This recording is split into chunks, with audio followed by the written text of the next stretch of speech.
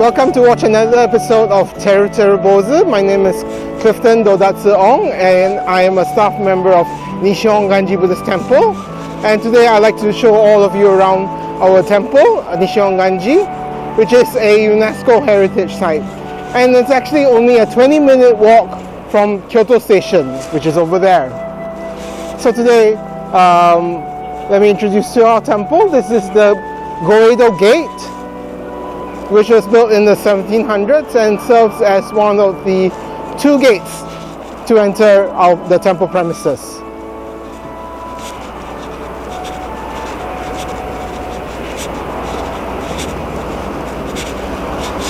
And as you can see, it's a very grand gate with carvings of dragons on top.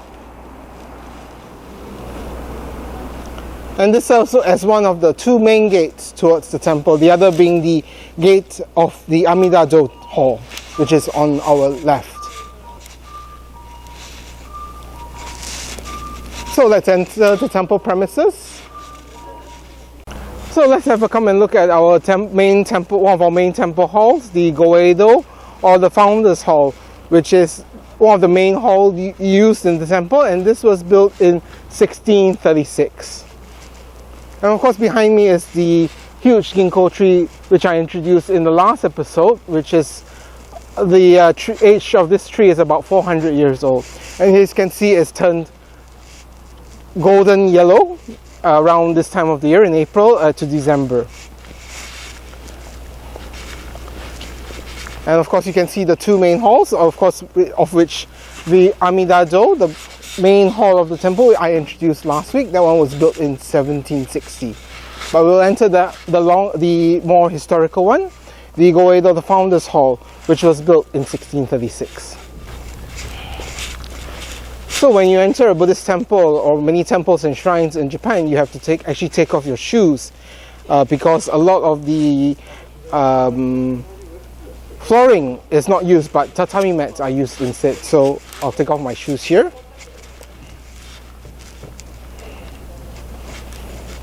And you just leave them here and then go inside the main hall.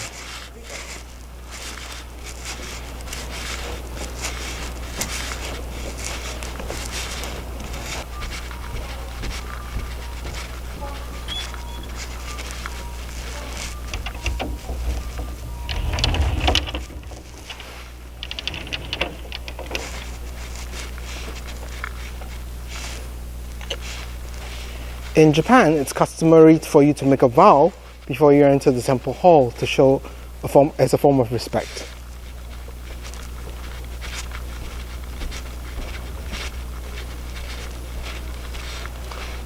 So this is the Goeido, or the Founders Hall of Nishi-Hongawanji. As you can see, it's a very big hall. This hall was built in 1636, and this can accommodate 1,200 people or 1,200 persons at any one time. This also serves as one of the main religious halls of Nishi-Hongawanji Temple. Pardon? 1,200? Yes, that's right. As you can see, it's very big. I see. Yes. And this is called the Founders Hall, or the Goeido, is because of the statue of the founder of Shin Buddhism, Shinran Shonin, who lived in the 13th century. His image is enshrined right here in the middle of the hall, and this is why we call this the Goeido, or the Founders Hall. So let us pay our respects.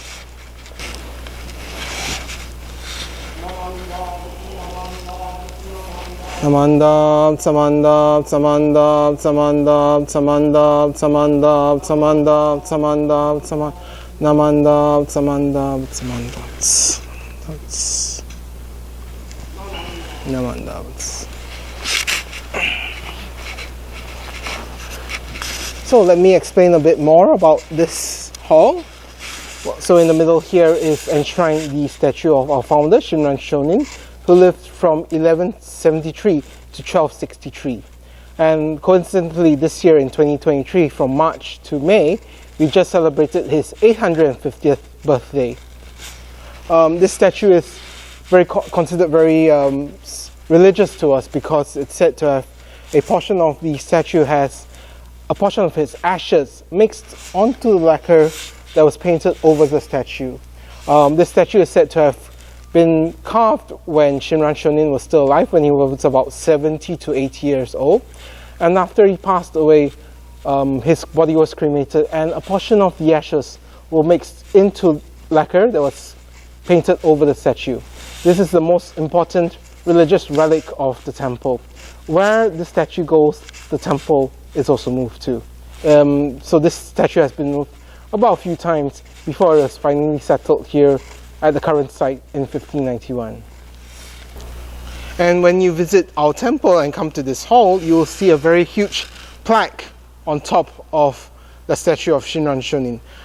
This plaque is written as Ken-shin in Japanese. Ken, the first character on the top, means to see, and Shin, the lower character, means the truth. So in actual fact, this literally means to see the truth, Ken-shin. This was a posthumous title given by the Meiji Emperor and awarded to Shinran Shonin on the occasion of his 650th memorial, which was around a century, more than a century ago. And if you bring this plaque down and laid it on the tatami floor mats here, it's about the size of 3 tatami mats. So it's about this big. But it looks very small up there, because in actual fact there are about 471 tatami mats just in this outer corridor of the temple hall.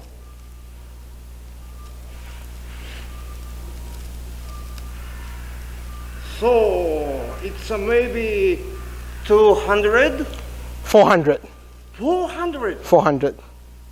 I'm surprised that. Yes. There's about 400 over tatami mats just in this hall alone. While we were filming the video, we were speaking in English. So a foreigner suddenly starting talking to us. We decided to interview her. She kindly agreed to do a YouTube shoot. It was a fun interview. Thank you very much for your cooperation. Where do you come from, please? So I come from Vancouver in Canada. I see, Canada. 遠いとこから。はい。How long it takes from here? So we Airplane? arrived- Yeah, we came here Oh. by plane, yes. I see. And we arrived here 8 days ago. I see. And we traveled along, across Kyoto. Uh-huh. It is first time to visit Japan? Yes. Oh, what impression? Amazing. Amazing. Absolutely fantastic, all these historical places. Oh, thank you very much. Amazing. Fantastic. 素晴らしいところです。 What are you looking forward to Japan? What I'm looking forward to, more of a history, more of like understanding the religions, different religions, the temple, the history of temples, even just the economy that sustains all those temples. I see. The history, Yes, religion, 宗教 and maybe in the economy economy. behind, お寺を維持する経済の背景です。 Buddhist culture too, I think so. Yeah, it's all fascinating. I see. And by the way, what impression in this temple? It's quite spectacular. It's the first throne. Would you call it throne? I guess, yeah. First throne that I see there, like quite, with lots of colors, compared to others temples that didn't have a throne, didn't have much furniture to begin with. Understand. Okay. Yeah. So this is really beautiful to see all this furniture around. And how long are you stay in this Kyoto city? Another 2 days until Thursday. Next? This Thursday we're leaving to Nara. I see. Nara. Nara. Deer, you know? Yes, that's where we're gonna go see the deer. Yes. Japanese deer bow. I might take one with me back to Canada. I see. Okay, yes, okay. I might take one little one with me back to Canada. Are you surprised that? Well, I like to see them because I would love to have one like this in Canada. I see. We have so many in Canada, right? I see. カナダでね、日本の鹿がせんべいを食べるときにお礼するのを見てびっくりしたそうですね。はい。Yeah. Thank you very much for your time. Enjoy. Hi. Have a good trip. You too. Bye-bye. Thank you. Please come to Nishi-Hongawanji too. I think you can feel the Japanese culture and Buddhist spirit. And after viewing the halls, you can come to see this moat. Well, not really a moat, but this water receptacle that's used to store rainwater. And this rainwater is later used for emergencies as well. And if you look down here, at the foot of the basin, you can see, this in Japanese is called amanajaku, or in a sense, they're like devils or demons, English terminology.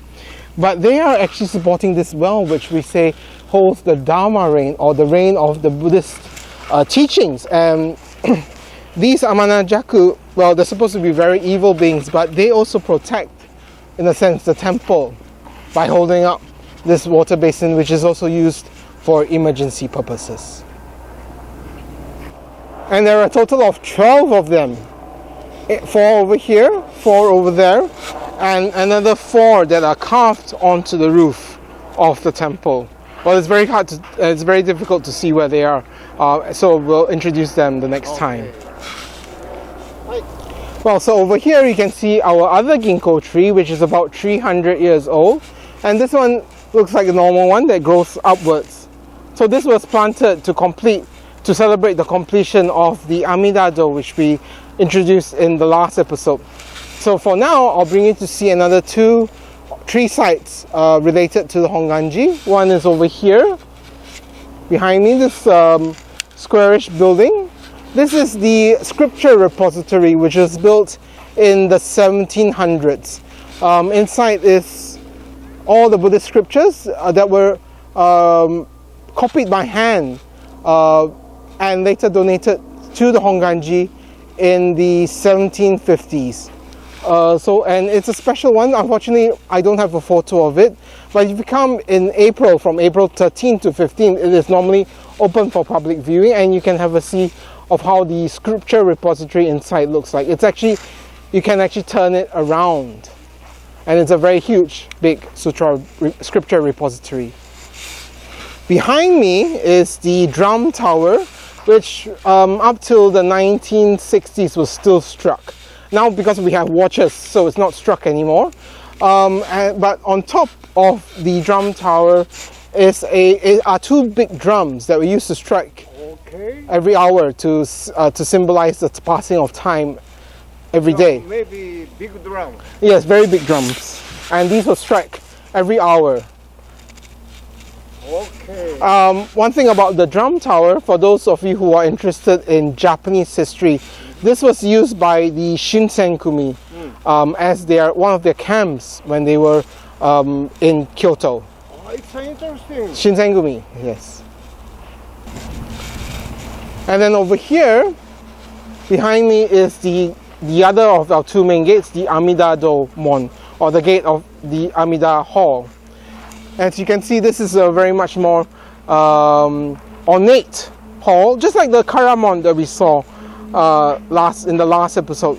This gate was actually donated from the temple, the branch temple Tsumura Betsuin in Osaka, and donated in around the 1800s when the previous gate was actually burned down in a fire. So this gate